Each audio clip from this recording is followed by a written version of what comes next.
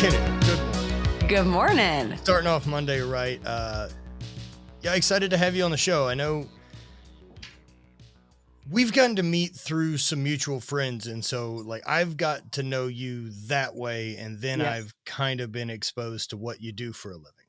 Yep, ditto. And I'm interested in both. I think what you do is fascinating. I think the way at which you talk about money and financial stuff with people is really fascinating, and I just kind of want to dive into all things Jenn. I love it. I love it. And I love this way that we've met and connected, and I think it's pretty rare because we all have such presence online that to actually meet someone in human and then be like, wait, what do you do? And then go on the Instagram. It's a really nice way of relation. It's like the way it's always should have been, Right. Yeah. That, we've actually enjoyed each other's company as humans before it's become whatever the strange avatar that we've built now online. So that true. It's one thing, like years ago, I think about it, you could own like a bakery and not have it like also have to be the personal branding of your life. But oh yeah. And people can still run businesses that way, and very fascinating way to run them to me. Yeah. Because I've chosen to be such the, main market of advertising for what I do. It's the personal branding industry, right? Branding, coaching, whatever it is, it's the personal brand. It's an interesting road to walk. It's a beautiful one to walk, but it's interesting because there really is no separation unless you intentionally put the boundaries up. But even then those lines can be really blurred. For sure. It's like, it's all part of it. And We chose it, right? We're here doing absolutely it. Right. But for me throughout the years, it's changed a lot, right? Like I've been kind of in the online space with personal branding since 2008. Started posting online content, a blog, and then that became some books, and then that became YouTube, and on and on and on to kind of this point, having a brand and everything else. How did you get there? And what was the start? Yeah, it wasn't the plan. No, this wasn't a job that any of us went to college for. Like G, maybe W. I don't know. No, it wasn't the plan at all. I mean, when we were, a little bit younger than you in the sense of 2008, I was going off to college, and I was doing the corporate there, not the corporate, but the matrix thing, and that's really all that I knew. I'm from Michigan, and entrepreneurship wasn't a thing when I was growing up. I wanted to help people, and I didn't really know how to do that except for be a nurse or be a teacher. Sure. I think I have really poor bedside manner, and I can put a great filter on for kids, and so I just decided to go that route. And I did that. I went to Michigan State. I got a bachelor's at the time, went right into working. And then I got a bachelor's or master's and ed specialist after that, because I honestly just wanted to help more people. And the only way in which the lenses in which I could see that was a possibility was to become a principal. So I went and I got all the degrees. I worked at a great district, great elementary school, had 5 different jobs in the 8 years that I was teaching. And every single year it was kind of like, there's something more. And I didn't know what it was. And I'm sure you've had that feeling. I've had that feeling many times since then, but it was just like, there's something more. I don't know what it is, but I also don't know a world outside of this. So what in the world? Yeah. And I would go and I'd, literally graduate with my master's degree and come home to my husband and be like, there's something else. And I just don't know what it is. And I was like, well, maybe it's an ed specialist degree. Like the only thing that I knew was standard education until 2017, when I started to really 2014 to 2015, I healed, and I had an eating disorder for about 6 years, and I healed that myself. I found CrossFit, I found fitness, I found a new way of loving myself, an actual relationship with my body versus just acting like this thing is a machine that I can feed 1,200 calories and just go compete. And what were you competing in? CrossFit. Okay. Yep. So, not taxing on the body at all. Very small. Very small. And so I literally went on this huge weight loss journey, this huge like coming home to myself journey. And I wanted to get certified as a nutrition coach because I had zero intent to help people. But I wanted to learn more myself because that's just, if I'm going to do something, I want to learn all about it. I want to be immersed in it. And I want to know it all. So I went and I got certified. And when I came back from the certification, a bunch of people at my gym were like, hey, can you start helping me? And women would come up to me and tell me, and I have zero social media presence. I have just a heart that loves to help people, and I like to talk, and I'm very social. And so I would be at the gym and a woman would come up to me and literally say to me, I don't know why I feel the need to tell you this, but I'm struggling with an eating disorder and I feel like you can help me. And I sat there and I was like, holy moly. And a couple months later, I walked into my kitchen. I looked at my husband and I go, babe, I think I need a business because people are paying me and I don't know what to do. Yeah. Right. So we created a company around it.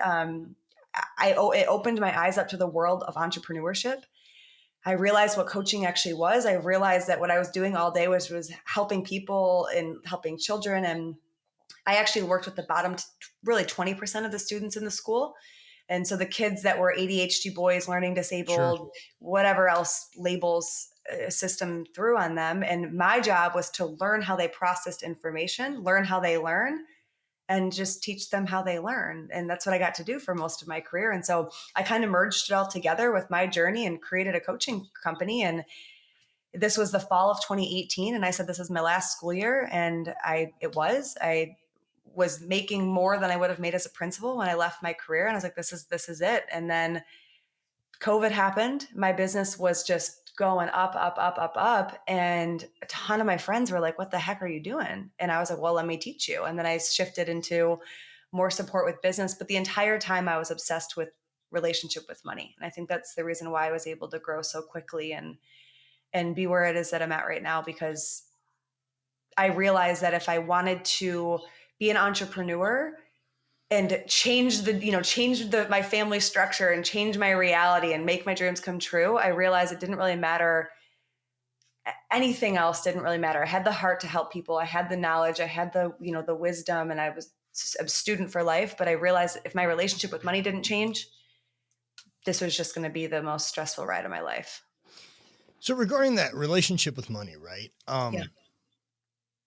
I mean, all of that mixed in with the education system. Like, I personally don't care for the education system, as I think it makes.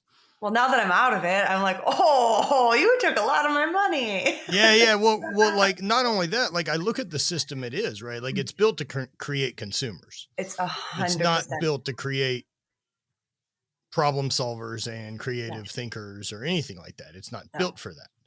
no, It's it's built to not. teach this very minimum amount of skills to kind of have you exist. It's not built for finding potential. Or sovereignty or Well, personal power or it can self-discovery, be, right? right? It It can, for can sure. be. And I think that the people who are on the outskirts, the weirdos that are going to find that anyway, do it despite the education system. Mm-hmm. Right? But for the average person, doesn't learn anything about how to take care of their health, Mm-hmm. doesn't learn anything about how to take care of finances Mm-mm. at all. And most of us come from a generation of parents that never fucking talked about money. Mm-hmm. My parents never did. I Yeah. know that we weren't rich. I mean, just because my mom was a teacher and dad worked at the refinery, but like we went on vacation every year, but Mm. I was never hungry, X, Y, and Z, supported through sports, all those things.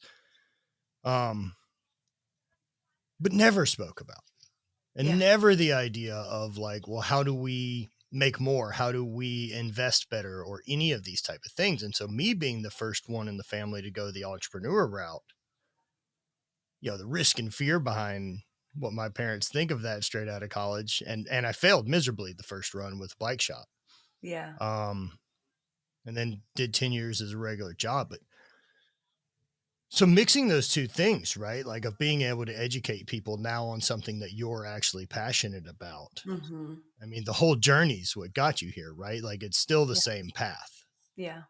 Um, where do you think the biggest, or not biggest, right? But the common mistakes people make around money? Mm. I think the first mistake is living out that conditioning that we don't talk about it, we don't look at it, like we don't, it just is. To me, growing up, money was like air. And then all of a sudden, we've all learned the power of our breath and how our breath can heal and how our breath is like the greatest gift that we have, right? But we just went through breathing, didn't think of anything of it, out of our mouth, probably, like we didn't know anything. We didn't know any different. That's how we've been acting with money our whole lives. Even if you grew up, let's say like middle class and you had everything covered. I didn't. I grew up with divorced parents and never could go on vacation, questionable child support, mom afraid that she was going to lose the house. I grew up working 2 jobs the day that I turned 14, and I didn't stop working 2 to 3 jobs until the day that I became an entrepreneur. Yeah. So my reality so now with you do money like is 12. right now I do it Yeah, it's 9 great. every day. It's wonderful. Yeah. And so mine was very different. And I did grow up actually hearing about money. I grew up that, they say that money wouldn't make you happy, but it sure would help. I grew up saying, what the hell do you think money grows on trees? I grew up going to Taco Bell for dinner and thinking that that was going out to eat. And then like realizing that when you get food poisoning, it's not really, like the third time, it's not really going out to eat. So it was a very different reality. And I think regardless, and I've got clients that grew up on the complete other end of the spectrum. Like, here's your 401k, here's your college fund, here's all these things. And I think that the biggest mistake is that no one ever taught us what financial power was. And the reality is that because it wasn't a topic of conversation, because we didn't learn anything that has to do with money, how it works, how this freaking world works with money. Because of that, we all grew up in a place, a majority of us grew up from a place of financial disempowerment, meaning that money has the power over us. Sure. That's all of our energy and time and everything go to acquiring it. Literally. And when I have it, it will give me this. When I have it, it will help me with this, or whatever that looks like. And so I think the number one mistake is just that we don't do any work to support ourselves in not money having the power, but us having the power, and understanding how money is a tool. It's a vehicle in this 3D world that I don't think is ever going away. And when we're in that place of financial empowerment, we can actually look and use the money in the way that's conscious, that can add to our goals later on in life, that can add to our goals in life now. And we can drop the stress and the fear and the shame and the guilt and the apathy and the hopelessness around money, and actually really truly live in a place of financial power. So how does someone, right? Like, I work with clients and you work with them in a very different regard. I think we want the same goals for everyone. You've got a 9-to-5er who is looking to make changes in their life, is tired of being paycheck to paycheck. Like, what are the steps, or what are the new mindsets that they need to adopt to kind of start breaking free of what they see? Yeah. I think it starts with mindset. I think it goes to relationship with money, and then it actually goes into the 3D world, right? Like management and living paycheck to paycheck, whatever that looks like. We have a very interesting relationship with money, just like we have very interesting relationships with friends and spouses and with the earth. We could go on and on and on. Like, we have really interesting relationships. No doubt, even as an entrepreneur, right? Like, dude, the amount that I think about money and the amount of times that it's actually become a negative factor in my life don't align. It's yeah. And it's an interesting slope even as an entrepreneur, because especially as an entrepreneur. I mean, for a decade, my phone, has let me know every dollar I've made from business or any of this, right? And to pretend that my emotions aren't directly attached to the Shopify app is a lie. Literally. And then we have this thing as entrepreneurs as well, because of the structures and the society in which we live in, because the entrepreneurial society is just a microcosm of the macrocosm of the freaking world and how it's structured financially, which is very old, which is very top down, which is, we can get into that if we want to. But then we have this entire infrastructure that we're existing in, that we have programs in our minds that say the more money that you make, the more successful that you are. The more money that you make, the more respected that you are. The more money that you make, the more opportunities that you have, from podcasts to stages to whatever it is. Like, there's such this, it's like 2 alternate programs running at the same time, right? Because that's literally the deep conditioning, and that's the way that we were raised. The more money that you have, I know for me, I also believe in our culture, that's the game Absolutely. that the American culture, look, I think Yes. whatever we want to believe is true, the God we pray to here is maximize profit. Mm-hmm. And everyone Mm-hmm. thinks about it. Mm-hmm. And that's the people that we praise when they figure it out with business or anything else. I mean, we didn't go into nutrition in this company or any of these other things with the idea of making the best quality product for humans. Mm-hmm. We went into it with figuring out that cattle are easier to raise, especially if we feed them corn, which maximizes profits to be able to make cheaper beef. Like, that's the game we've chose to play. And Yeah. us as consumers have backed it by voting it with our money. Like, Yeah. that's the frequency of saying what you want more of is where you spend it. Like 100%. Yeah. And I think the reason why we've backed the money that way is because we haven't actually been conscious of the magnitude of what that is. Oh, I think And someone is, right? Like, someone well, is aware that that's how they get the frequency to come to them. yeah, it's the top down, right? Yeah. Until we all start waking up, just like, I mean, the mass awakenings that have been happening throughout the last however many years now, and we all start waking up, we all start actually recognizing this isn't me and my financial power. This is me paying for convenience. This is me paying for whatever it is that I'm paying for. And then actually being a conscious consumer and a conscious spender and a conscious creator as it relates to our finances. Now, do you You know, think this is like like a new problem that we're having with money and abundance in general, with opportunity that we have now in kind of a new time? Because I mean, I get my parents being raised by, say, a World War II family that came yeah, out of the Great Depression and had, stood in line with food stamps and had rations and all these things where yeah, scarcity actually existed. yeah, And the boomers were raised by that mindset. yep, And so it was hoard, hoard, hoard, hoard, hoard. mm-hmm, mm-hmm. Um, and Hoard and we're in shame. such a different place. Yeah, hoard and shame. Right, right, right. Yeah. And then guilt, right? Like guilt, feeling guilty if they have their own needs or their own wants because the needs of the family need to be met, Mhm. right? And like, what if this happens? There's so much like actual trauma there. Like, we talk about healing trauma in every other area of life. There is actual trauma that's connected to money that we have very alive in our body.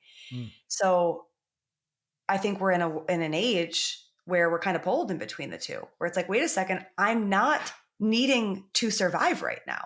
Right. Hold on. Like, I'm not needing to survive right now. All of my bases are covered. I'm fed. We're healthy. The water's on. The gas is on. Like, I'm okay. And then becoming more conscious with what it is that we're doing. But the thing is that we're so wired. Like, that was not too many generations back. Like, right? Right. Like, No, no, no. That's two. yes, that's two generations. And And we talk about healing traumas and healing generational patterns for 7 to 9 generations back. Like, okay, hold the phone. All of these people are still very much alive, and their ways in which we are existing with money are still conditioned within us. So it's interesting because what I see happen to entrepreneurs, to 9 to 5, it doesn't matter who, is that we have a warped sense of what survival is and what safety is with money because we live in such a massive like a consumerism state. And so, like, what truly is safety? Probably your mortgage being covered, your car like your basics being covered, your food being covered. That is actually what safety is. So for most people, they're safe. But what happens because of this, because we're not fully conscious of our consumer, like what we're consuming, we're not fully conscious of our spending, we're not in that financial power. What happens is that we start to think that going to Starbucks every single day is safe and going out to eat every single day is safe and going on vacation. And so then what happens is that let's say that the average household, I'm saying $5,000. Look, entrepreneurs, it's definitely more than that, but let's say 5 grand is actual safety in your body. Well, then because of what we see on Instagram, because of all of these extra things that we get to indulge in, then all of a sudden that starts to of creep course. up. And before you know it, it's like 20 grand is safe. Oh crap, I'm only making this much. And we're living in a discrepancy. And so what happens is it's an illusion and we're creating, it's like our systems still need to create that sense of safety. But in reality, when we slow down and when we work on us, it's like, wait, I am safe. So, And now let me move I forward. mean, do you work on that with like reduction of materialism type things being like a connection to happiness, or do you recognize the pattern that, oh, I'm buying shit to displace this other feeling that I'm not dealing with, right? That I'm chasing the quick dopamine instead of doing actual hard things that require my effort. Hmm. I mean, it depends on the person, Yeah. you know? We live in a world, thank you. We're all here at this time, like where the reality is that we're pretty good. We're pretty safe. Like We are currently truly, here in Western culture, right? Like it's, right? even that's very not global. Yeah, very, very, very different. And No, and so, and we do have it here. We do really have the abundance of that feeling. And mhm, so few people, I mean, feel financially stable, whether it's inflation or anything else that creates this panic in people. yeah, Um, and a I mean, panic. what is the study? It's like, or there's historically the study is what it at like 80 grand, happiness doesn't improve like in a Mhm, household. And I mhm. think that number's gone up quite a bit in the last couple years. And I think it's now like 135 grand for a Right. So household. did it go up because of inflation? Because that doesn't really sound like it. Or did it go up because the reality is that we're being inundated with things that Mhm. we should purchase. We're being inundated by, I mean, anywhere and everywhere that we Well, look that, it's convenience, right? Like it's the death of a thousand paper cuts that people do to their budget. It's the Uber Eats. It's the going to grab this. It's the $5 and $10 here, here, here, here, and here. yeah, it's the convenience, and it's this subconscious belief that if I bring this into my life, then what it is that I'm actually lacking within will be fulfilled on a Mm. deeper level.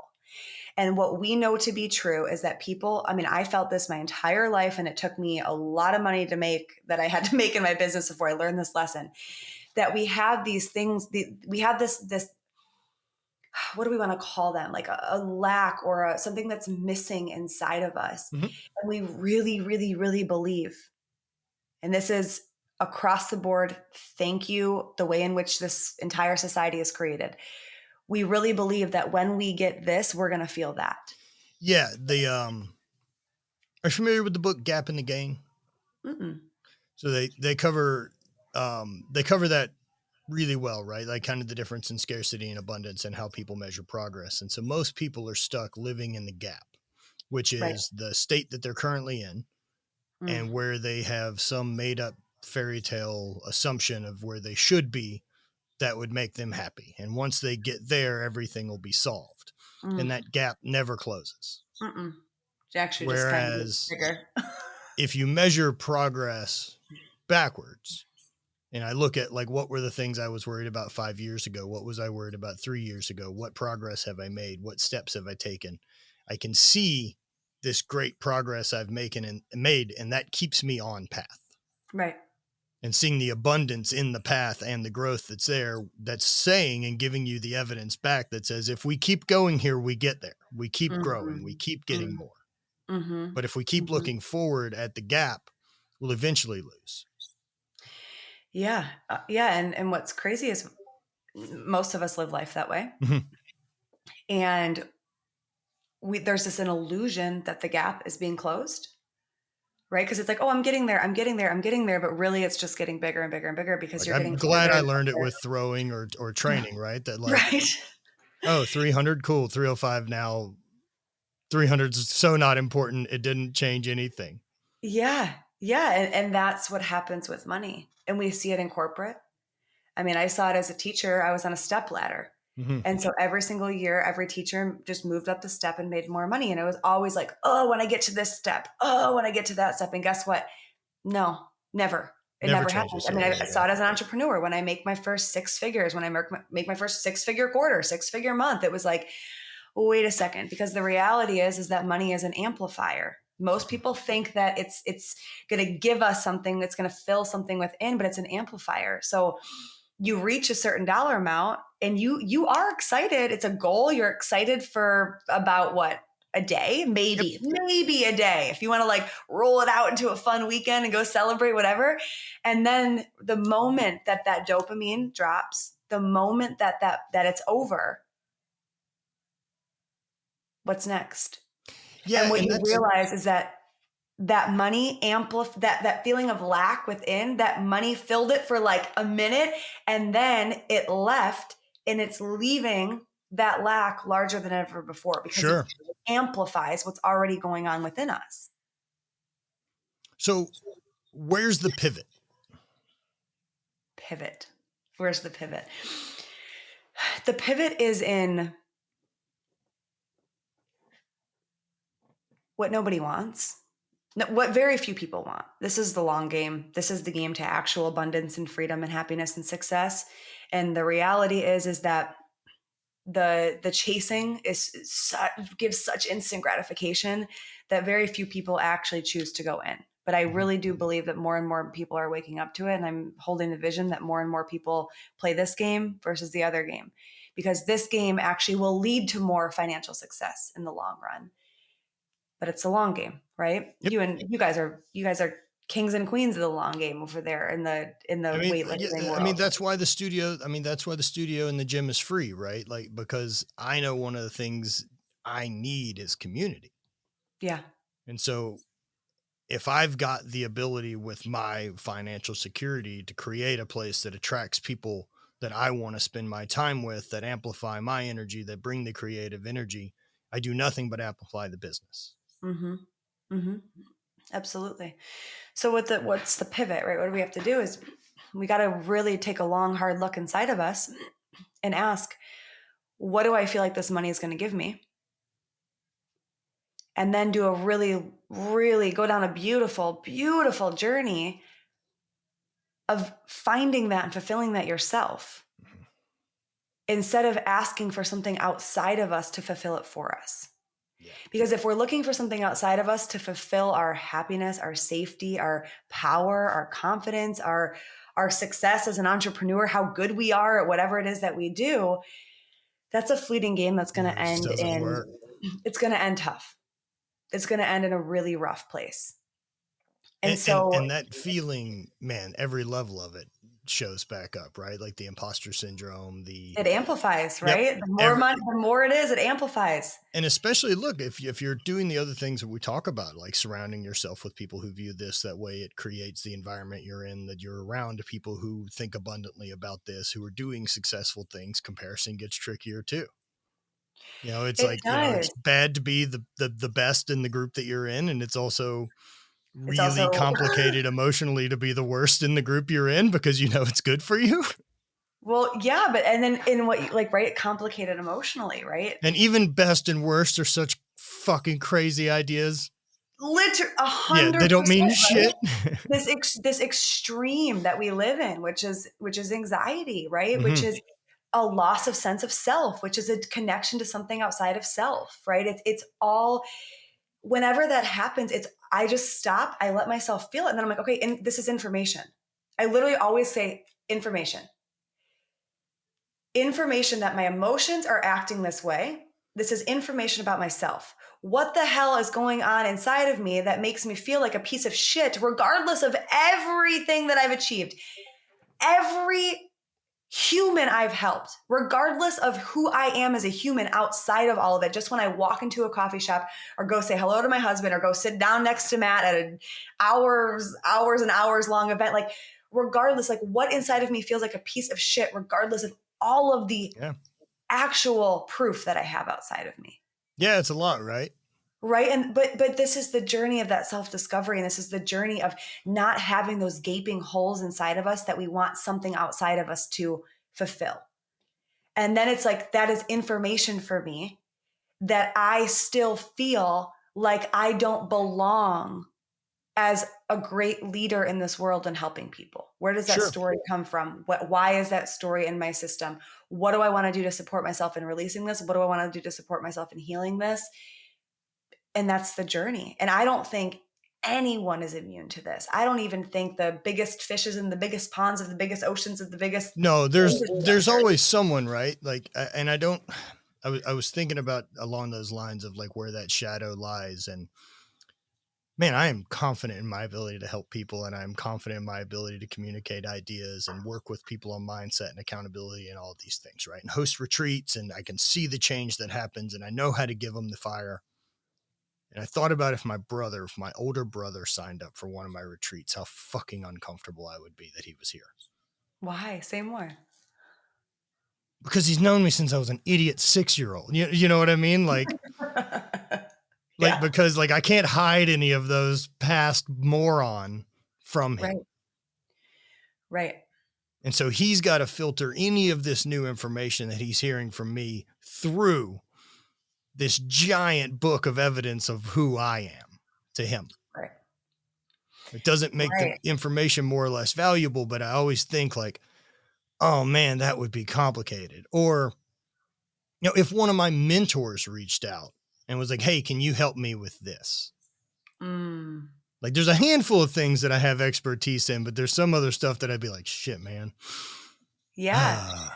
But even those two, there's two very different stories when we dig deeper. And this is like the work that I love, right? It's like go deeper, go deeper, go deeper. Because until we get to the depth of the story, we're putting a Band-Aid on a bullet wound. For sure. Right. And then we're going to go into a different thing, a different event, a different thing. It's just bigger and bigger and bigger Band-Aids, right? Or smaller and smaller, depending on how well how well you do at hiding your own bullshit. Which sure, right? Like, man, I like recognizing that in me because, like, fuck, man, what a good challenge, right? Well, and like the brother one, right? It's like, so if we dove deeper, it's like there's this core story that people can't see you through the evolved, healed, badass, incredible, more loving, more heart-centered, more impact-driven person that you are, which means that there's probably a core story that you still view yourself in the way in which when you were a dumbass and you fucked up and you made a mistake. And like, we all have that where we still see ourselves through the lens. Like, you better believe I still sometimes see myself through the lens of the poor little girl that was crying, wondering why she wasn't just born into a family that could just go do something that she wanted, like get a fucking ice cream cone. Like, you better believe sometimes I go back to that 18-year-old girl that so badly wanted a college experience, but had two parents that had no idea how to help her. And you better believe I go back sometimes to the 23-year-old that looked at her student loans, who was making $1,200 a paycheck as a teacher, and cried and cried and cried at like how in the world I was going to survive when my student loan payment was $900 a month. It's like sometimes I blip back there because those are very real parts of my journey, and those versions of me are very alive within me. But how do we actually move forward, not letting those parts have the microphone? For me personally, right? Like I look back at those former chapters now and like really have gratitude for them, because despite those feelings, despite that overwhelmingness, like, man, thank you for choosing to continue on the path that got us here, because I love it here.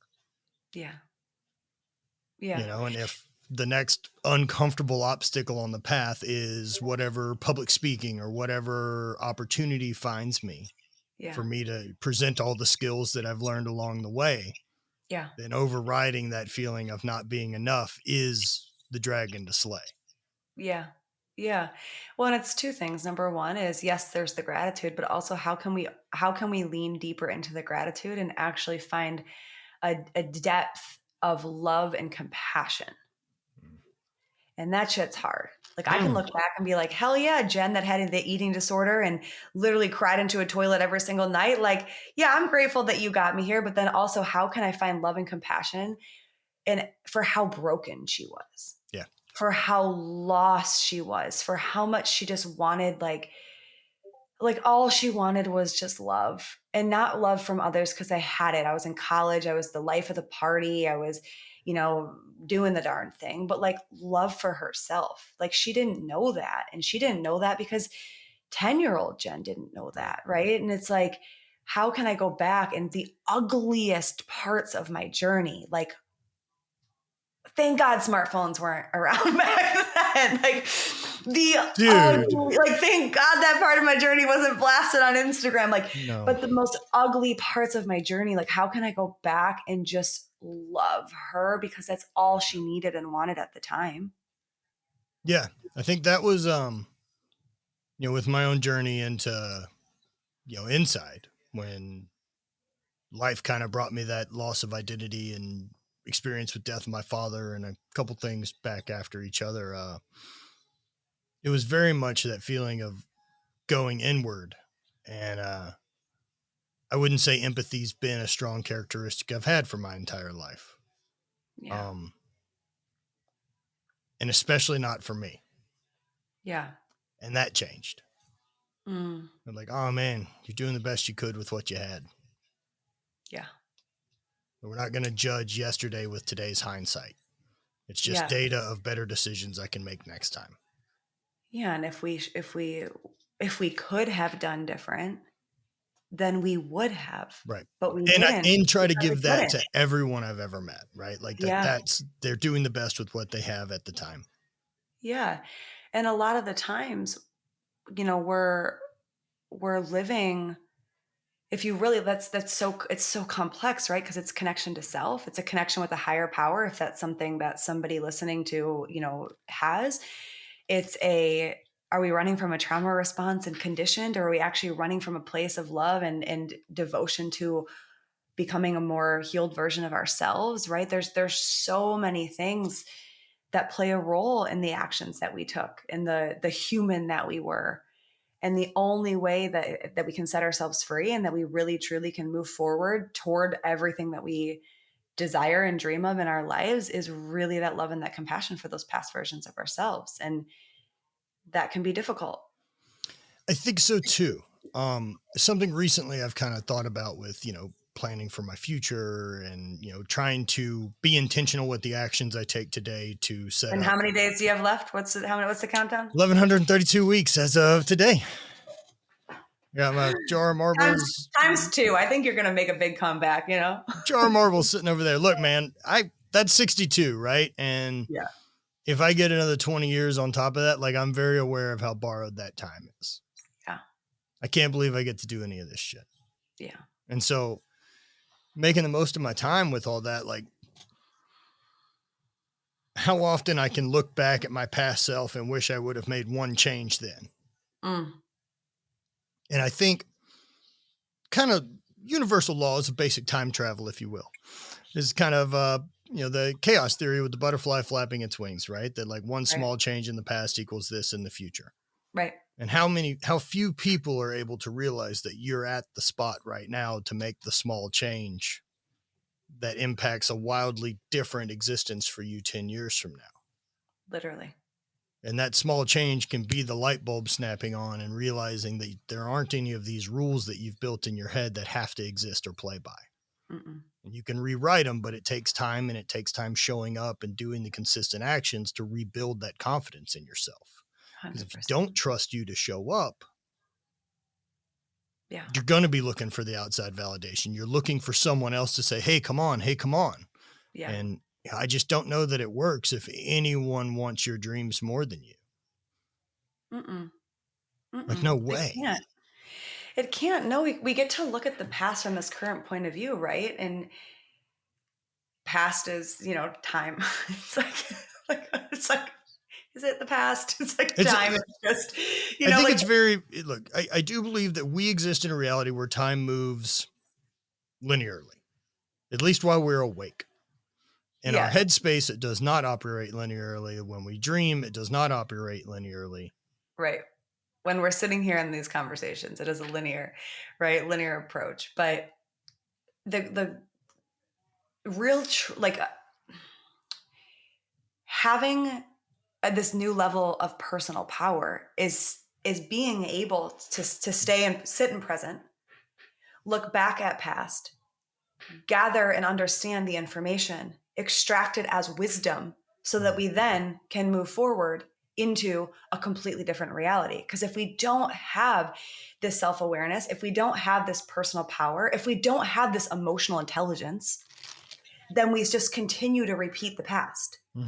And we can call this like history repeats itself, or we can go spiritual on it, of the universe is designed in a way in which it's always going to give you the same lesson until you actually solve it, or before you heal it. You're Doesn't matter here the where lens. you currently are in whatever position you're in because of the actions that you've been consistently taking.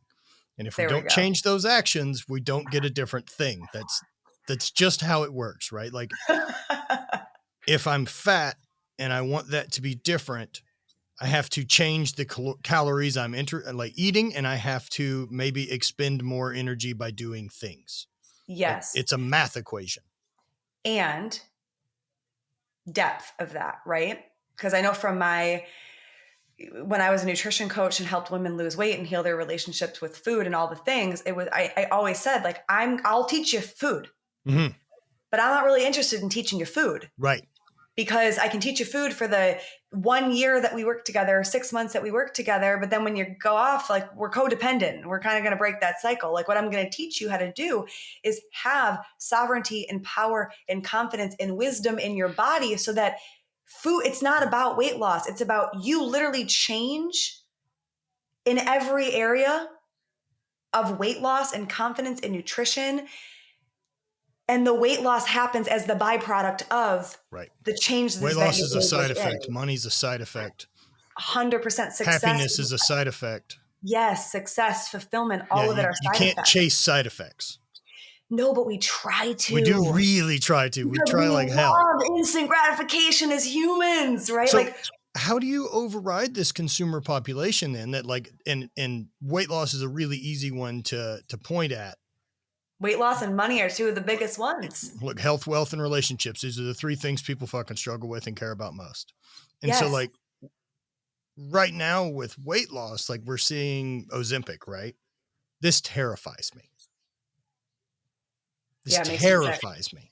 I believe this is a valuable product anymore, and it makes me sick from someone who look, I think it's a valuable product for someone to lose weight, right? The same way I think gastric bypass or any of that. But if we don't change the problem, like we have no interest in our culture of figuring out cause as the root. We just want the outcome to be what we want despite our actions. Yes. And I think that we're evolving as a collective consciousness to actually give a damn and actually realize that the way in which we've been operating, AKA give me convenience, give me quick, give me something that's not going to allow me to, heaven forbid, I put effort into this journey that I want. Like, we're waking up, because what's happening is that route, and literally it's the get rich quick. It's the lose 20 pounds by Monday. It's the popular of NFTs and cryptocurrency. Jesus Christ. Literally, like, what's happening is that we're going down that road. We've all gone down that road. Yep. I know I have in every sense of it. Like, we've all gone down that road. And what happens is that we're continuously realizing it's leading to a dead end. And it's actually worse than it's been before. It's kind of like the amplification that we were talking about earlier. So if I want to lose 20 pounds, no desire to, I would look incredibly ill if I did that. But let's say that I wanted to. What I used to do, when I was growing up, right? It was like, okay, I'm going to eat 1,200 calories a day. Just kidding. I'm going to be a vegetarian. Just kidding. I'm going to run a half marathon because running is great, right? And I'm going to try all of these things. Every single time I hit the wall, my body was broken down. Mm-hmm. My metabolism was more and more and more fucked, right? It was worse and worse and worse. I was more tired. I was more exhausted. And to the point where you're at a rock bottom, and you're like, there's got to be a different way. Unfortunately, we're in the age right now of exploring how deep the rock bottom could actually be before we wake up. I think that's our generation's like kind of one of our core patterns of you're our really profitable on the way there is the thing. Oh my God, the rock bottom is so profitable because, it's profitable, people's pain and people's lack of power and people's lack of sovereignty. And so what's happening across the board, whether it's fitness, whether it's business, whether it's your own food, whatever the hell it is, across the board, people are like, wait a second, something's missing, because literally deep in the core of my being, I know that there's more. And the question is how loud there's got to be something more. How loud does it need to be in order for us to listen? Right. And unfortunately, historically, it's needed to be really, really, really loud, right? The depth of an eating disorder, the depth of, God, so much debt. I didn't even know debt from not debt, like so much unhappiness, so much depression, so much anxiety before I actually was like, there might be a new way. The more that we come into that power and that sovereignty, the less loud that voice needs to be.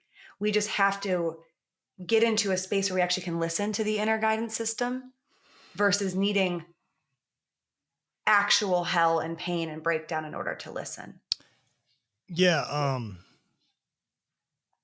That needing actual hell and whatever to break down and listen, right? Like that's a fascinating one I've dealt with recently, and was Of through course. plant medicine journey or anything else. And I realized that at some point, right, that even with a plant medicine journey or a breathwork experience or whatever it is, say if I'm doing hot and cold stuff, kind of staying in the sauna for a really long time, trying to get into that state,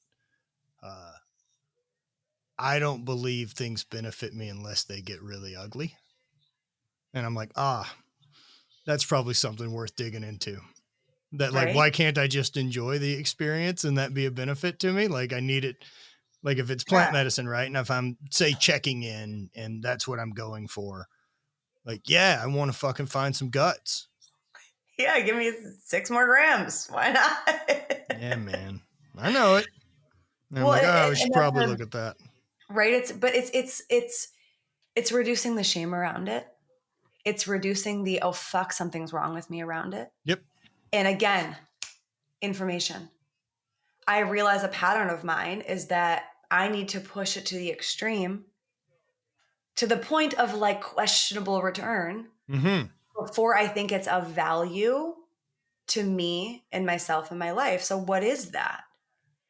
And I was the same way. Was that all or nothing? Yep. Right? It was like at one point in my life, I was teaching full time. I was getting my master's degree. I was tutoring really 12 to 20 hours a week and starting a business and competing in CrossFit. And I still didn't feel like I was good, successful, whatever it is. Like, are you kidding me? Like, I was getting 4 hours of sleep, like Sure. newly married, like I was like, what in the world? It didn't register. This is the thing. It didn't register in my system. It's the nervous system. It's not just like, oh, well, logically, I know that this is what, no, it's the way that it registers in the system. And so it's like, damn, my system's been wired for chaos. Yeah. I can easily, point all mine to, where I found the most self-worth and everything else came through athletics. Right. And like, that's how progress gets made there is by pushing. It's pushing Yeah. up against the wall and hopefully not too far that causes injury. Like it's that fine line of riding that razor thin edge of high performance, which is overtrained or not enough stimulus to make progress. Right. I'd be so curious, right? Because how many years ago was that? You figure that started at probably 12 and wrapped up at 33. Right. Right. So I'd be curious because in your mind, and anyone's who's so many people have a similar story. If you were into competitive athletics at all, which I'm going to go ahead and assume people who are listening to you would Sure. be, right? And so if you're into that at all, whatever level it's at, there's that story, right? Of the bigger, the more that I push, the more that I break this body down. Like the more that I can completely master my mind over my body. Like that's a huge thing for as a competitor. I mean, I was like that. I was not even close to your level of competition. Yeah, but like I think, and accomplishment that revolves around other people and how well they do, and then that falls into like genetics. There's a lot of factors that come in accomplishment that are weird, so right? many But factors. like, if you're redlining, we have it in common. The difference is mine gave me a positive feedback for doing that for 20 fucking years. 100%. So Mike, because you thought it would give you what? Success. Well, and it did. Absolutely. Right. It did give me the things I wanted. Within you that you wanted that to give you. I wanted to see how good I could be at a thing. So it was about, and it was for me mastering, and it was it's mastery, right? And being Yeah. able to repeat the recipe over to anything else I do now is what has been the way of getting better at it. Yeah, using the same exact, push it. But my wondering is, in the sport that you competed in, right? In entrepreneurship, which is really the sport Same. that we're all competing in. Same.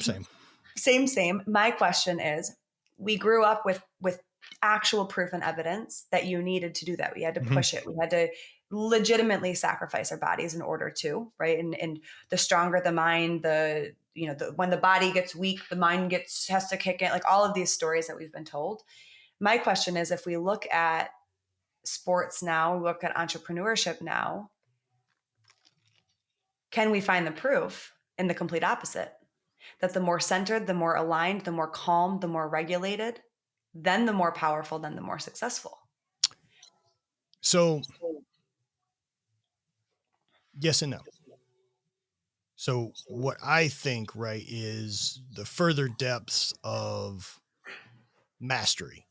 Like, I think that chapter that I had with athletics gave me this mastery and PhD and progress in a very, very finite portion of me.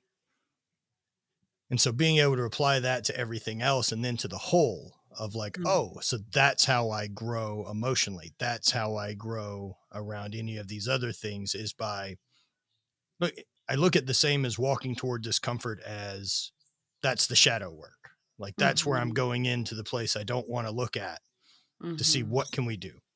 And so, yeah, that's what's copied over to the rest of it for the further chapters in life, is how do I take that to continue forward? And I do believe that, let's say if this awareness piece and everything else I've got is this toolbox, I kind of describe it as like, I want the right mix of monk and motherfucker. Yeah. Cause I'm not interested in all monk. Yeah. Right. And like, I know plenty of those folks, and that one doesn't do anything for me. I need motherfucker. Yeah. Right. Well, Like I need part of this, it's the human part. Well, it's in my life, if I'm presented with, I need to demo a kitchen, metaphorically, I'm glad I know how to use the fucking sledgehammer. Of course. Yes. And but if I need to fix this little screw, right? Which like you do, which sledgehammer's you will. fucking terrible at it. Yeah. And so I'm glad that I don't just have the sledgehammer in my toolbox of dealing with me anymore. Yeah. And so that's where that awareness and care and love and self-value and self-trust and the down-regulation and figuring out how to manage my anxiety through different methods and being able to find the gratitude in whatever the situation I'm dealing with is. That's the yin and yang to it. Yeah. And that's the monk and the motherfucker. The monk is the spiritual being. The flows through life and wise and connected, right? Meditates, and that's the spiritual aspect of us. We're spiritual. My belief is that we're spiritual and having a human experience, and then the motherfucker's the human experience. And the monk isn't that complex. It's actually very simple. Right. It's very pure. It's very not messy at all. It's very simple. The motherfucker, the human, this is the complexities, because we've got a past, we've got parents we've got literal coding and conditioning within our genes, in the cells of our DNA, that we can choose what it is that we do. If we've got feelings, we've got emotions, we've got anxiety, we've got so many different things that we're navigating, right? And so there is this complexity between the two. And I think that it's like that in anything, in sport, in entrepreneurship, with money, with relationships, there's always this two that we're dancing in between. And so the question, right, is then that motherfucker, that human experience, right, is like, well, what is that uniquely to you? And then what do you want that to be? Some men don't have any desire to be able to know how to use a sledgehammer. Right. And that's their path this go around, right? Some men have no desire to have glasses on their face. Sure, right? Right. That's the avatar, right? And so it's but I think the whole thing is going back to what we said earlier, is that conscious choice around it. Is that I am not choosing the sledgehammer or the glasses out of my conditions and out of the way that this is the way that it was when I was here, or the way that my parents, or the way that my grandparents are, but it's becoming that conscious choice. It's that, hold on, no, that's not, I don't want to be that anxious, that angry, that competitive. Again, I don't want to be that. That doesn't serve me anymore. That got me here, but it's not going to get me there. And having that conscious choice of who it is that we're becoming over and over and again. Yeah. I think the monk allows me to keep the focus more internal. Right. You know, to realize that the only person I'm really can worry about is me, and everyone else is essentially this, I can serve, I can help, but at the end of the day, they're driving their own boat. Yeah. And if I put too much of my own value on how they choose to drive their boats, it's not great. No. Mm-mm. No. And we can't, you know, we've, again, the external hoping for the internal. Yeah. If this person does that, if this person treats me this way, if this person invites me to this event, if this person invites me to speak on their stage, if this person signs up for my program, if this person pays me this much money, then I'll feel that. Yeah. Yeah. Right. Right. And it's such a common theme that we often don't even realize that we have. And so it's, I don't know, it's a beautiful journey that we get to go on of like, wait a second, I'm still feeling this. Like I'm feeling like a failure, or I'm feeling like I'm left out because I'm not there. So the only thing I've been able to recognize with that feeling, right, is everyone I know has it. Mm-hmm. And everyone I typically deal with are people going for it, because I don't surround myself with people who aren't. I just don't have a ton in common. That's great. I'm sure they have friends as well. It's great. I choose to surround myself with people I'm into. So if everyone's got that feeling, then that means that feeling's on the course. Yeah. But congratulations. That's one of the things on the course, on this course of progress and self-actualization, or whatever that means to you, of, I just want to be my best. I want to see what I'm capable of if I give a shit for all of it. Yeah. And that's one of the feelings that's going to come with it. Yeah. One of my good friends, one of our guides, one of our spiritual medicine guides, I guess you could call them, studied Kabbalah for years. And it's a Kabbalah thing. Like what they do is that they, whenever anything at all difficult, it's pause. What a pleasure. Now we added the hand movements because it just puts it a little bit more dramatic there, right? Sure. That, right? Of like, whoa, I'm feeling this. Pause. What a pleasure to feel it, because the fact that I'm here in this life right now, I'm at this phase of my journey right now, that I have the ability to actually feel this feeling. And what we often want to do is, so many people in the world would never get here, and we want to put ourselves on a fucking pedestal because we are entitled to the feeling, but nobody else. And it's like, no, what a freaking pleasure and what an honor that I've chosen this path and that I'm feeling this feeling. And what it does is, when we're going through the shit, it neutralizes it. And it allows us, when feelings are neutralized, we can then come in and actually do something about them. You know, we all know this. When our emotions are high, our intelligence is low. We're dumb as hell when our emotions are revved up. And especially if it's an emotion of not good enough, not far along enough, not successful, whatever, not blank enough. Whatever lie. Right? Whatever lie, which is shame. Yep. Right? Which is, shame is the lowest frequency and vibration that we can potentially ever exist at as a human. David Hawkins' work calls it, it's a 25 hertz frequency, which is literally, he quotes it in his book that says, the walking dead. Because that's how low our vibration is we're like literally right here from shame. We're right here from death, because we're literally just walking, but feeling dead inside. And so whenever we're feeling any of that, pause.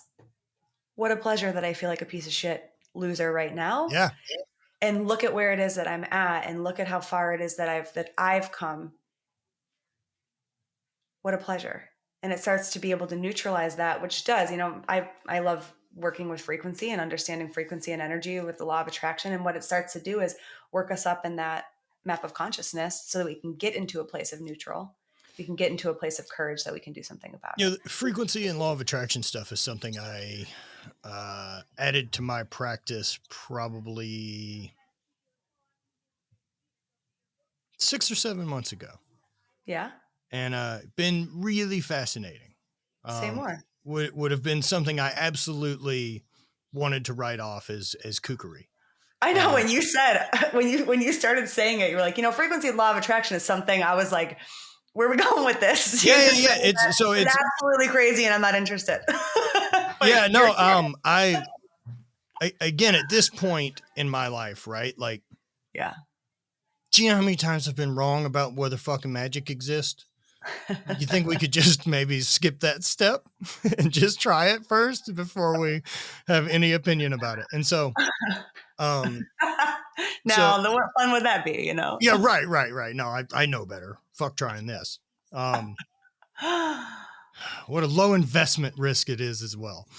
And so, doing it when I'm operating at a high frequency, right? And so, like, I try to stack it with usually my time in the sauna after I've journaled and kind of done some gratitude work. I'll do it verbally. And so I'll do, thank you, universe, for the hard days. Thank you, universe, for the lunacy in my head that's caused me struggles in the past because it's helped me get here. Thank you, thank you for the injuries that I sustained that ended my career, because without that, I'm not here. Thank you for the mistakes I made in my previous marriage. Without those, I don't have the awareness to be a better partner now. Thank you for surviving all the hard days we've ever got here. Thank you for overriding that feeling of not being enough as a kid and not fitting in, because all of those are the reason we're great. Yeah.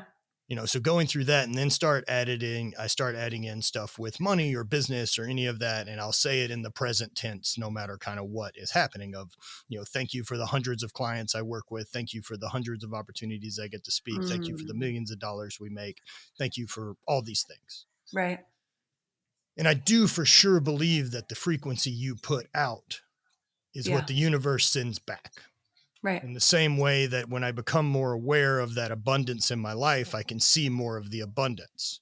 100%. Like the same deal with seeing a yellow car, right? That, right. I even thank you, universe, for the unforeseen money that you put in my path is one of my favorite ones. And so, like, I pick up pennies, man.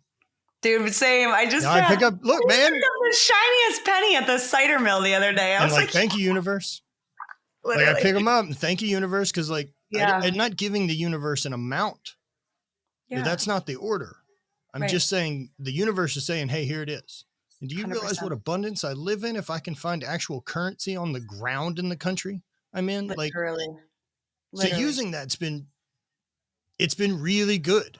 And I think a part of what I like about it, right, is if I don't choose to take that action every day and spend that 5 or 10 minutes in gratitude, especially while I'm doing something I know that's like physically good for me, right? So like sitting in the sauna, I get into a bit more meditative state anyway because I'm really uncomfortable.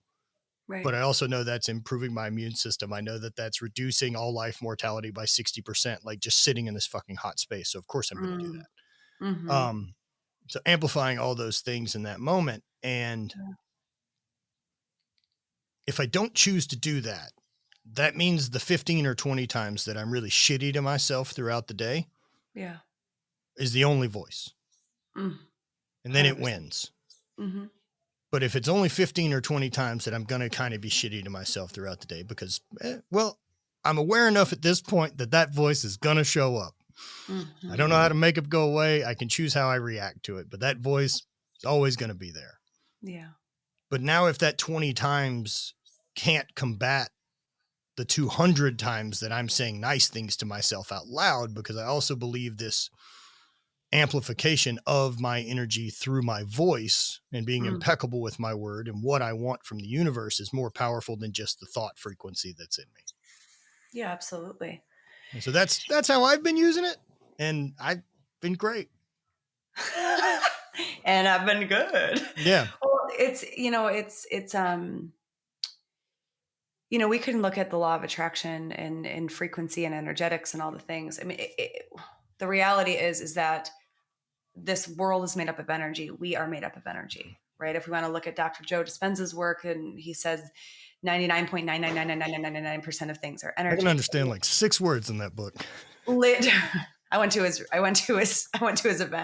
That book was way too complicated for my. I just sit there and stare at him and be like, he's a wizard. I literally burn him. One thing that he said at the retreat that really rocked me was, if you have a pencil tip and something that's a pencil tip, right? You just think about the teeny tiny tip of the pencil. Mm-hmm. The energetic field of that pencil tip is the size of a hot air balloon. So just showing the magnitude of energy, like that teeny, like this teeny tiny little itty bitty mm-hmm. thing has this magnitude of energy of a hot air balloon. And so we all are frequency, we all are energy. And even if you're like, yo, dude, I'm not there yet, we can sense energy. Mm-hmm. If I walk into my coffee shop and the owner is in a pissy mood because they're busy and she's short staffed, the moment I walk through the doors, I feel that energy. If I walk through the door and she's, happy-go-lucky, then like you feel it, right? It literally, energy is felt, it's experienced. And so we can talk about that through success. We can talk about it through money, whatever it is. But the reality is that so often, because of those conditions, we're operating in such a separation. We're operating in such a, like the ego self. We can get stuck in these negative thought patterns and these emotional patterns and live in this lack. And those vibrations are the vibrations of the shame that we've talked about, the guilt, the grief, the fear, the anger, the pride, and even the desire, which is like this insatiable need for more. And so like those feelings exude an energy, and that energy is either attractive, mm-hmm. repelling, or like neutral. And so how often are we operating in one of these types of emotions and exuding that energy as it relates to money, as it relates to business, as it relates to a new vision of our career, right? How often are we doing that? If we're running out of place of our past and our patterns and our conditions, probably a lot. So how can we get ourselves to, a lot of people want to jump into abundance because like, of course, right? But then how can we get to the stepping stone, which is really the relief and the self-empowerment of getting mm-hmm. into this place of courage, of neutral, willingness, of acceptance, of logic? Because in order to say, yo, I'm abundant and thank you, universe, we have to be willing to accept where it is that we're at. And so many people are terrified to accept the current reality. But the acceptance and the willingness and neutralizing the current reality is the foundation to what allows us to actually get into that place where we can exist at those higher vibrations, and that we then can actually attract at those higher vibrations. And that's the 5D. That's the, I forget, was it Abraham Hicks? So I was listening to this. I'm horrible at quoting people, but I'll just preface that I'm horrible. Perfect. So if anyone's whoever quote this is, thank you. Of the magic and miracles exist at a certain field and vibration. And so in order to really, truly receive magic and miracles, you must exist at that vibration. So the freedom, the love, the joy, the celebration, the gratitude, the enlightenment, like all of those feelings, that's at a certain vibration. And so what do we have to do? Not only first thing in the morning, but all throughout our day to support us in existing in that higher frequency and that higher vibration. Number one, because it freaking feels good. And that's like mm-hmm. the human life. But number two, because we're a freaking magnet for miracles and abundance at that level. So what do we get to do in order to be able to exist there more often? Yeah, I love this, right? Because I think, even personally, like I've never looked at money with the same way that I've looked at the trauma surrounding the other limitations that I've put on myself, right? Right. And being able to look at it that way has been really fascinating.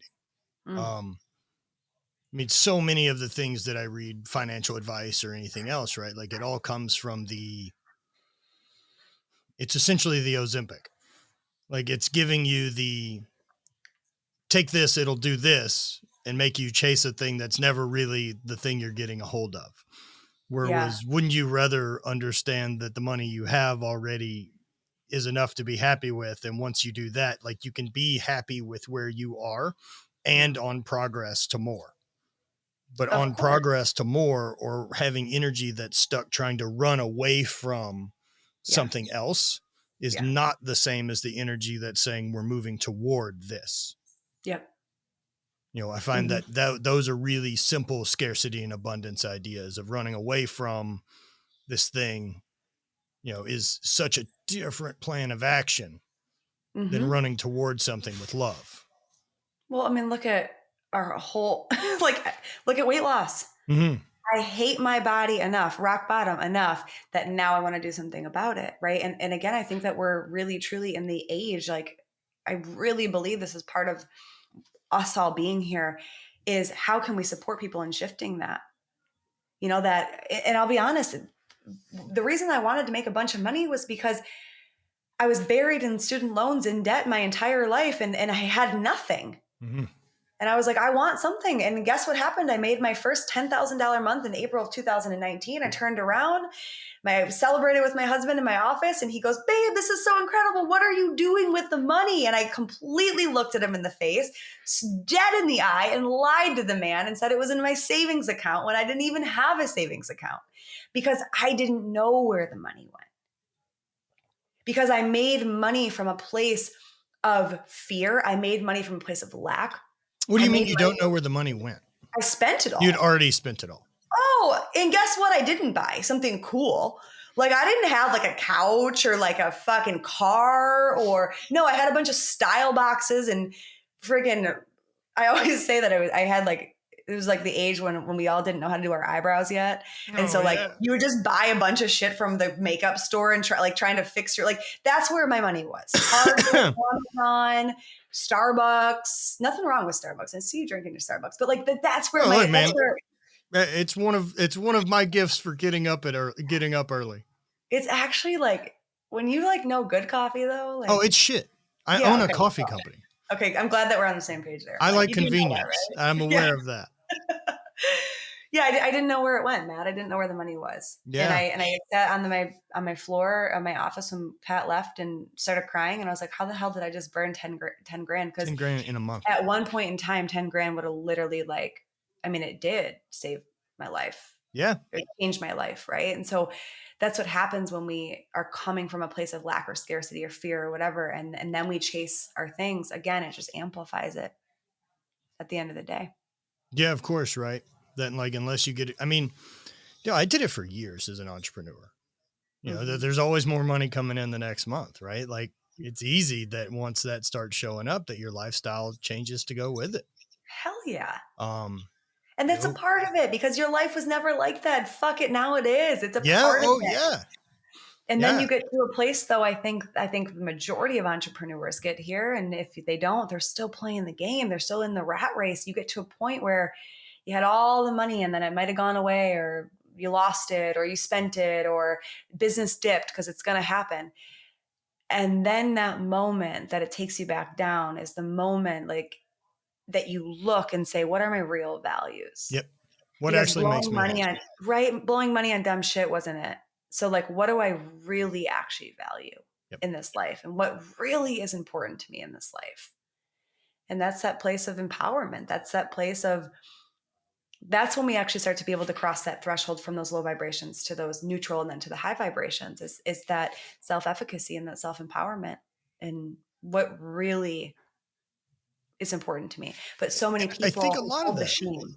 That awareness, right, of what is important to you. Like, for people I work with, like, one of the first things that we try to look at is, like, I need you to define success. What makes you feel successful, not what someone else judges. What does successful look like to you in a vacuum? And a lot of people don't have an answer for that, of like what a great life would look like. No, because we're so far away from it that we can't imagine something. It was like, you can't. I had a podcast the other day, and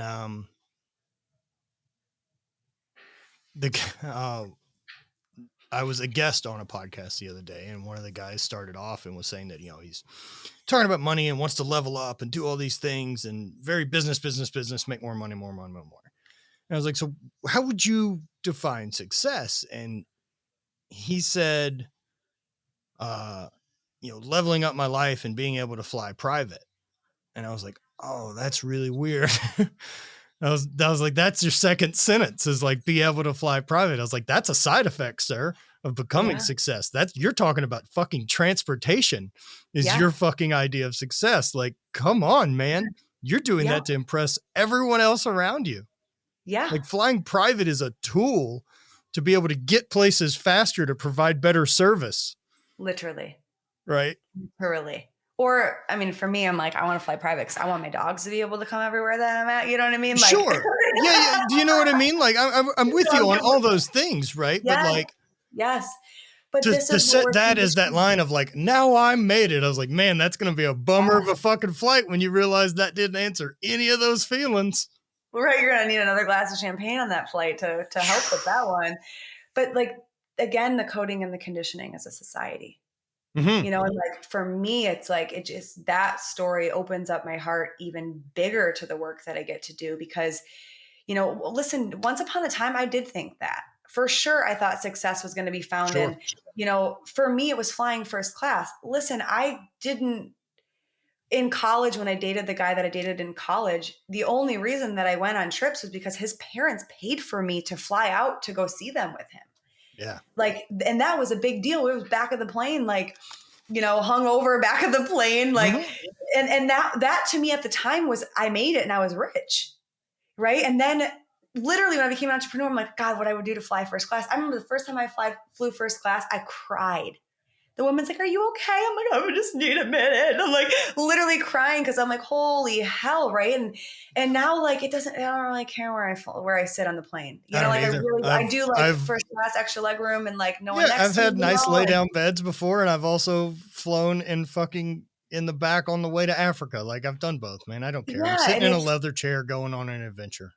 Yeah, and it's both are great. Success in your day-to-day life, because success to me in this phase of my life is waking up with no alarm and doing what I want to do in the morning. Success to me is cooking dinner with my husband with music on and laughing hysterically in the kitchen without having this underlying like looming darkness of how much money have you made this month? Yep.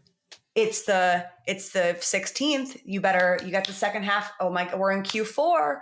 Like that is success. Success is the fact that it's Monday morning at 11:30 and I have nothing on my calendar after this. And I get to create what feels good for me to create, not what I need to create in order to bring money in. And it's like, this is the way in which we define success, but we better damn well, I think all entrepreneurs, I think I would then go to everyone in this world, is start to define success within first and then without. Because when we already feel successful, when we already feel abundant, when we already feel free, when we already feel fulfilled and happy and love and joy, obviously the frequency game that we just talked about, but I believe those are the frequencies that we're connected to a higher power, whether you want to call it your highest self, God, source, universe, whatever it is. Like that's when we're connected. That's when we're in that 5D plane of connection. That's when we're magnetic as hell to the people that you want to attract in your company, right? Have you ever, I'm sure I see it all the time in my clients. They try to launch something because they want to make money, but then no one signs up. And like, why the fuck did no one sign up for this? I was like, well, you created the whole thing in lack. Right. It's like you didn't create any community. You didn't create any giving. You just immediately said, give me your money. Like I gotta fucking make 10K this month to make me feel like a good entrepreneur. So let me create this. You didn't build any relationship, right? Like that's not the way it works. No, it's not the way that it works. But historically, it has worked. Mm-hmm. You look at any company and organization, historically, it has worked to have a company just for profit that has no connection to anything deeper. It did work historically. And I believe that we're in a new age of leadership. I really believe that we're awakening as a collective to a new age of leadership, that people don't want to spend money on things that don't have a deeper meaning, because we're all searching for deeper meaning. I was at Whole Foods yesterday. I'm fascinated by this. I don't know if you ever do this. Add it to your habits, if you know your hobbies, if you do. I'm standing in front of the water cooler, at Whole Foods, and I'm like, there's a couple new waters. I'm fascinated with how many people can reinvent selling water and crush it. Incredible. Liquid Death. Liquid Death, Yeah, right? I feel like the whole game, I feel like Liquid Death as a brand, and I really hope it did. I hope it was a fucking dare. Like, I hope somebody was like, no, you have to make incredible products to be able to sell them and make lots of money. He's like, fuck that. It's all marketing. He's like, prove it. He's like, fuck you. I'm going to sell canned water and post bad reviews and talk shit about our company. And because we'll stand out, we'll win. And it crushed it, and it's crushed. Right? Because it evoked a deeper sense of self. The rebel, the badass, the fuck it, the part of us that just wants to be a fucking asshole. And like, it evokes that part of you. And it's like, you have that can and it feels that, right? Nobody's going for the plastic water bottle. They're going to go for that. And so it's in front of the cooler, and there's a new water company. It's Jason Momoa's company. And I didn't know it at the time, but I picked it up and I read the back, and the back is all about saving the ocean, which, it's all about BPA free. And what was so beautifully fascinating, it's not the focus, but it's the little sprinkle, and the sprinkle's the thing that sells it, is thank you for being part of our family. Yeah. And so what is it? This belonging that all of us together through drinking this water are saving the planet, right? And so it's the deeper meaning, and it's selling for what, $3 at Whole Foods, and people are buying it. Half of them are off the shelf, right? And so it's like, as companies, as consumers, we're all searching for that deeper meaning. Well, I think it would have been interesting, right? Like, some perspective shifts in in history that would have changed a lot. So let's say, like, in the 1950s and 60s, had America as a culture said, we don't want to buy from Walmart. Mm-hmm. That, no, we're going to support Tim. Tim lives down the street from me. Like, if we would have leaned into that and said, fuck it, I don't care that I spend a little bit more money. I want the better product from the person in my town. Right. But we didn't. It isn't like they came in, right? Like, I fucking hate the finger pointing at the companies for coming in and like ruthlessly doing that. Like, you vote with your dollars, assholes. Yeah. Uh-huh. Like, don't like the Kardashians. Quit watching any shows they're on. Right. That's how Stop following them on Instagram. Adds the millions of followers that they have. Yeah. But that's what we tell them we want. And so they give us more of it. Yeah. Well, we think that's what we want. Yes. Yeah. I don't know about you, but like, okay, convenience in Starbucks, right? Mm-hmm. What does it do? That coffee gives you a blast of energy so that you can do this podcast, get your work done, get your workout done, all the thing, right? It kickstarts your week. Yep. Right? Pretty quick, pretty easy, pretty cheap, mm-hmm. Right? Like when you look at the sense of it. $5.84. Right? For 30 ounces of liquid caffeine, straight to. Yep. At least it's 0 calories. Look, I don't claim it's perfect, but it's better than I've been in the past.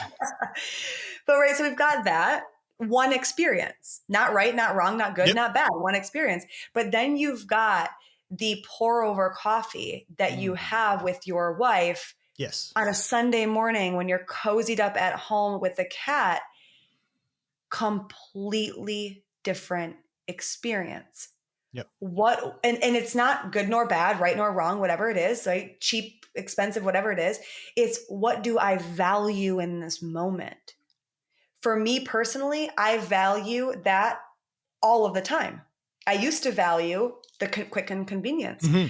right? So, but it's about being connected. We talked about the way beginning, full circle of like connection as a consumer of, what do I really want right now? What am I really searching right now? And then let me go get it. Yep. Yeah, no, I love that. I like that a lot. I think with that, right? Like, even what you're talking there about coffee, right? Like, I don't think the coffee is the difference there. I think it's the intentionality of the actions you're taking. Yeah. And at least being aware of them. Mm-hmm. Right. That like what I'm doing is creating this ceremony for me and my partner on Saturday mornings to sit down and connect over coffee. X, mm-hmm. Y, and Z. And I think anything's got the opportunity to be ceremony if you're going to be intentional enough with it, whether that's cleaning the dishes or doing anything. The dishes, you know. You know what I'm saying though? Like, even silly ones that I've done to kind of help without, letting things spin up too quick, I would say in my head. Yeah. Like if I am making that cup of coffee that I am sitting around the house and doing the pour over, like the meditation to it is, can I do it perfectly? And now I'm not on the hook and mean to myself if I don't, but perfectly is like, I didn't spill any grinds. I didn't drip any water extra That's anywhere else. And impressive. what allows is like, what I want is deep focus and present making Right. the coffee. Right. Because if I'm thinking about any other bullshit, I won't pull it off. Right. Yeah. And that at least slows things down enough for me to be back intentional and back in like a present time space, Right. instead of where my head operates thinking about the future and the anxieties and what needs to be done. And this catastrophizing, what if I don't do this? Everyone's going to hate me and not love me anymore. Yeah. The mind is wired from the past, right? Mm-hmm. And it creates a blueprint for the future, a roadmap for the future. And so until we can catch that, and that's the consciousness, right, is making the unconscious conscious, bringing it up to the surface, choosing what to do with it, whatever you want to do with it, right? But it's until we can do that, then we really can't actually be in the present moment. For me, I've despised cleaning my house ever since I became an entrepreneur. I just despise it. Do you work And out of then the house too? of course, Yeah, yeah, I of work out course. of the house, right? Like I've got 2 dogs, so like, Yeah. hello, dog hair. Like I hate cleaning the house. Well, our house cleaner went on a trip this summer, and there was like 3 weeks she didn't come, and I was like, well, all right, here we go. And I Looks was like I'm shocked, cleaning the house. right? And I was shocked because I liked it. Mm. And I was like, what in the world is happening? Like, I am not turning into a domestic. Like, what am I, like, what's going on? And I realized the reason why I liked it was because how connected am I actually to this home that we live in? Yep. Right? Like, I know exactly the feeling you're talking about.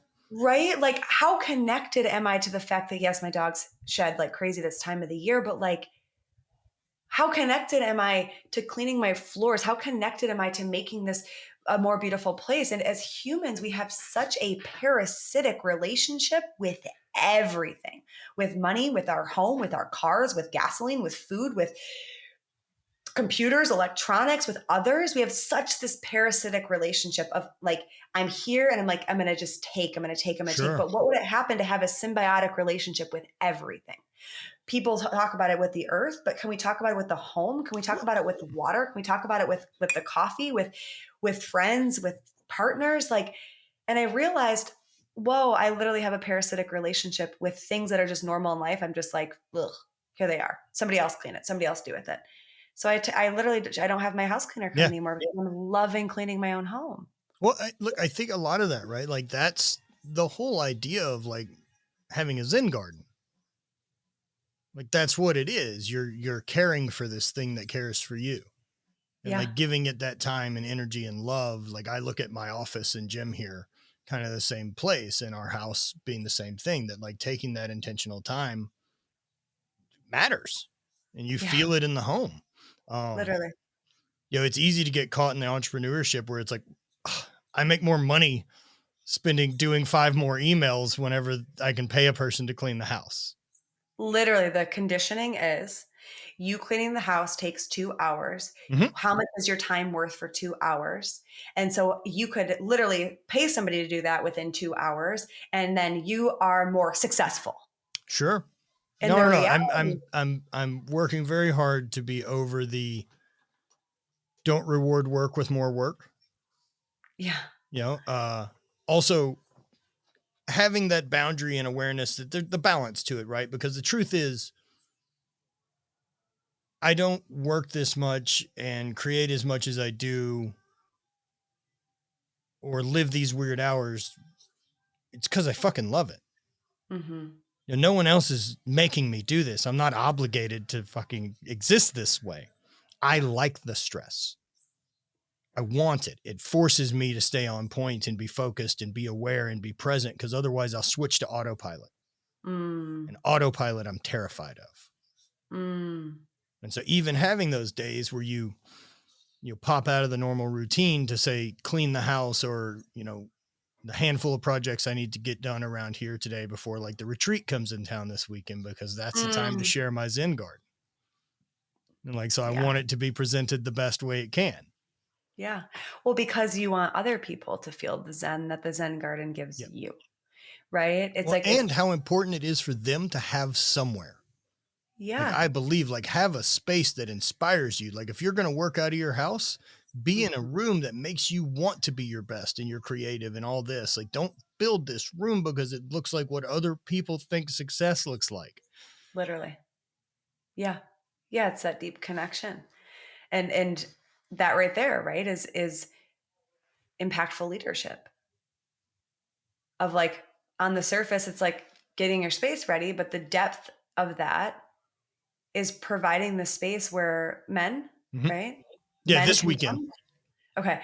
Where men can come to feel that depth and connection with self so that they then can go live, so that they then can go do the things that they've always dreamed of doing. Right. Right. And that's another thing that we're being asked as entrepreneurs when we get our freaking eyes off of money and how good we are and comparing and all this shit that comes up is that we start being able to actually do the work that we came here to do, which is fucking help people. Serve. And we have the capacity to go deep with that. We've got the capacity and the ability and the willingness to take our work to deeper and deeper and deeper levels because we're not stuck here or stuck here or stuck there or stuck in the past or feeling whatever it is that we're feeling. And again, that's the another aspect of the collective awakening, whatever the hell we want to call it. It's that us as leaders are being asked to go deeper and deeper and deeper with our work because we know that the depth is what allows for the magnitude of change. And I think that when you can put all the money shit aside that we've talked about and heal all of that and really truly exist in that space of neutral or abundance or financial empowerment, we then can actually do the work that we came here to do. And the reality is that when we do that work, the depths of that work, we lead with the depth of that embodiment. How the fuck can you not be successful? Right. God, source, universe, whatever we want to call it, it literally aligns for you to be able to be successful because you're doing the deep work that actually changes this world. Well, I mean, this deep work that we're doing, right? Like being able to realize the abundance we're in, being able to make decisions toward it and not get caught in the scarcity, the gap, the whatever we want to call it. Man, the abundance comes from even just looking at 150 plus thousand years of Homo sapiens. You know how unique the problems that I Yeah. have to deal with are Yeah. of like we're in the bottom, we're in the 0.000% of our species of all time that have a chance to deal with these things. Yeah, we're And, in the self-actualization. We're in like, that's where we're at. We're not messing around with the survival, even though it's still coded in our system and, anymore. and again, with the Maslow's hierarchy of needs, right? Like we've gone to self-actualization and that's been such this big push, but under that is the love, community, and value. Yes. And we've Yeah. tried to eliminate that one. Yes. Yes. But we can't. Nope. No, it's why it's a pyramid. The top one falls unless you. That's why he drew it that way. Otherwise, it looks like a Okay. shitty sailboat. Wasn't Jen, him just trying to save space on a piece of paper that was legitimate. Okay. this has been an absolute pleasure. It's been so good. Where Thanks can for having people find you, work with you, all those type of things? me. I'm on the gram. Good. That's where I'm at the most. All right. And Yeah. that's at Jenn Kennedy or The Jenn Kennedy. the Jenn Kennedy? Yeah. Jenn Kennedy is like a cat lady. And I asked her if I could have that handle and she never responded. So. Yeah, I have the same for Matt Vincent. Yeah, I have some guy who hasn't made a post since like 2017 as my name. Literally. I'm like, can I just contact Instagram? At what point do you just take this down? Look, we still are in the wild west of all this. It's so true. You know what I mean? Like that, we're still such a new world of social media being this powerful thing. Yeah. And a lot of us who got into entrepreneurship when we did through it, got in during the Wild West, like when the rules weren't the same. No, I mean, the rules change daily. Yeah. They're so different now than they were.